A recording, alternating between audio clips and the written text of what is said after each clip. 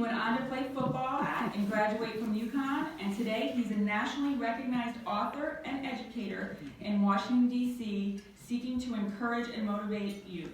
Ladies and gentlemen, Mr. Glen Mourning.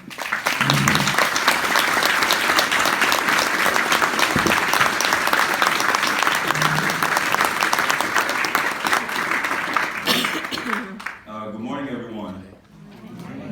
Before I get started, where's the City's Big and Danbury people? I need I got a couple overdraft fees from back in the day. No, I'm kidding. 24 Hospital Avenue, 42 Haystown Avenue, 72 Hospital Avenue, 43 Clapper Ridge. Those are some very significant landmarks, addresses in the Danbury community for so many different reasons. For one, my place of birth, my elementary school, my middle school, and my high school, Danbury High, one of the best places on the planet to this day.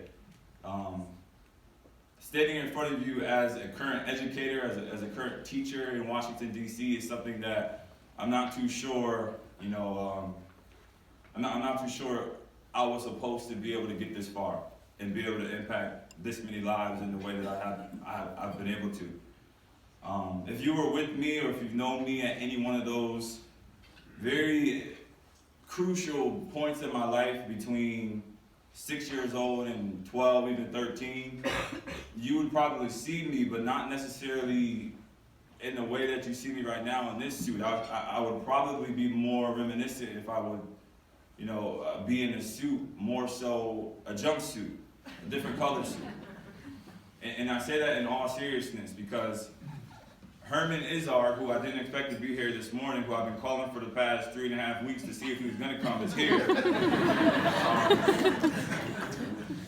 And the story of me being a current teacher now is not necessarily the narrative that we would have predicted in 1995 when we got started, 1993 when we got started in the first grade at Haystown. It's a very emotional, a very heartfelt approach to speaking in terms of what has happened, because there's still so much to do. There's still so much work to do. But just a little brief history about myself. I'm the oldest of 5 kids. We grew up in the Beaver Street housing projects until I was about 7 years old, and we moved to Rowan Street, where I had the privilege to go to Haystown Avenue Elementary School. And at the time, my mom was struggling trying to figure out how to get, at the time, 3, about to be 4 kids, fatherless kids. My mom dropped out of school in the 10th grade. I was a struggling reader until I was about 8. She was trying to figure out what in the world are we going to do to make sure that the outcome wasn't what I just joked about in terms of going in the wrong direction. But Danbury did what Danbury does at that point. They recognized that there was a challenge, they recognized that there was a need, and they fulfilled that need with providing me with my mentor, Herman. The struggle wasn't necessarily only behavior.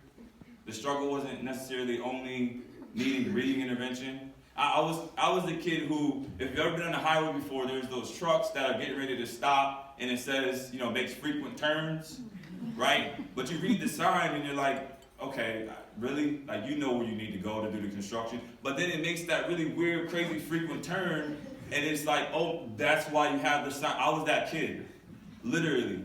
He would show up Monday, Tuesday, Saturday, Sunday, and things would be going smooth. I would be trying to get to the direction that he was pointing me in, but then I make that frequent turn, that quick, hard left. But he kept coming back. He kept coming back to help me make sure that not only did I learn how to behave, but that reading became something that I can also master at 7, 8, 9 years old. I was a kid that struggled with words like bed, when I should have been able to spell words like encyclopedia, B-E-D. Right? We teach the phonemes, and the phonological piece, the bed, is tapping out the sound that B, E, and D make. So then the next transition to that is being able to spell words like ship.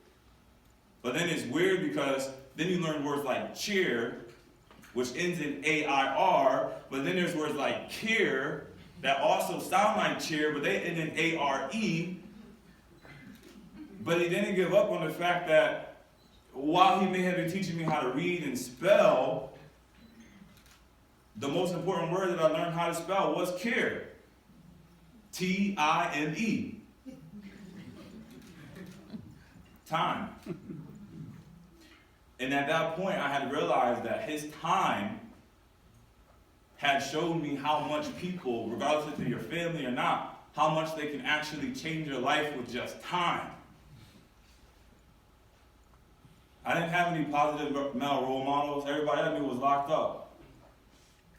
Selling drugs, locked up, doing things that, you gotta see maybe on TV. It's Danbury, I know, but Danbury's got his pockets to some really rough places at times. But with people like yourselves and people that care, that know how to actually show up consistently and not give up even when you make those frequent hard turns, it's probably one of the most important things in your life in terms of being able to give your time to someone. 25 years of service is a lifetime of service. 5 years of service is something that those kids will never forget. So I'm not up here necessarily to try to convince you, if you are mentoring, to continue mentoring. I'm not up here to convince you to begin mentoring. If you aren't, don't mentor, don't. But if you do, you won't regret a second of the time that you dedicate to the child that you work with. And I will leave you with this in terms of how important it is. For one, man, I can't believe you're here, man. Danbury is home for so many different reasons, but the reason why Danbury is so important to me is because you figure out a way to make it happen. You could have easily, Danbury could have easily said, you know what, this little kid flipping chairs over at Haystown, get him out of here. Put him in the room over there. But there were so many different ways that they came alongside of my mother and I.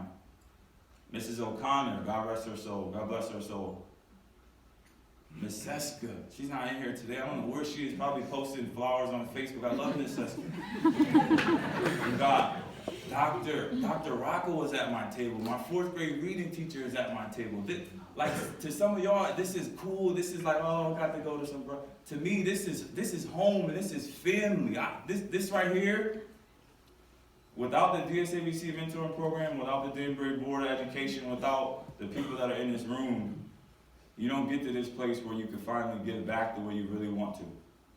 And for that, I thank all of the mentors in here. I thank all of the teachers. I thank all of the students for being patient, for not feeling like, oh, dude, my mentor's here. Because I was like that. The kids were like, who is this old black dude, man? I'm like, right? But at first, I kind of, I don't know, he's trying to make me read and stuff. But seriously, and kind of in closing, and then towards middle school, towards high school, 3 years starting quarterback at Danbury High, cool. But that wasn't the reason why kids like me, they were like, yo, when your mentor coming? And I'm like, what? What? And then Herman will pop up in the Danbury High cafeteria, dapping kids up that I didn't even know he knew. Like, hey, how are you doing? How was your grades? How are you? And I'm like, hold on now. Like, this is my mentor, right? And I leave you with that by just simply meaning that it turns into an opportunity for you to have an everlasting bond with someone who ultimately got into something just because they were willing to sacrifice a little bit of time. So I thank all of you.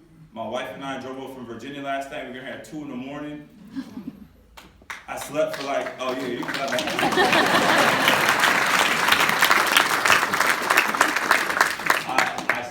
We slept for maybe it felt like 5 minutes. Then there's traffic, because I don't know the 84 pattern, the traffic patterns in 84. And then when we got here, I was like, we're late. And then they're not gonna let me thank Herman and thank Miss Rocco and everybody because I'm late, but it worked out. But just a quick show of hands really quick. If you are a current school teacher, can you just raise your hand really quick? Okay, we gotta give it up for all the teachers.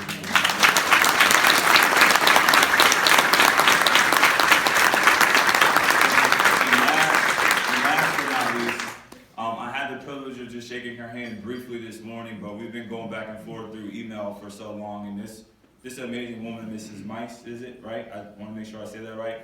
She's just so passionate about this work, and I don't have to know her to know that, but you can feel it. There's a certain type of energy that you get when you meet certain people, and for that, I just thank you so much for allowing me to come up and, and share a couple of words. But do understand this. It doesn't take a lot to make an impact that is probably going to be something that you leave behind for generations. My grandkids will know about Herman.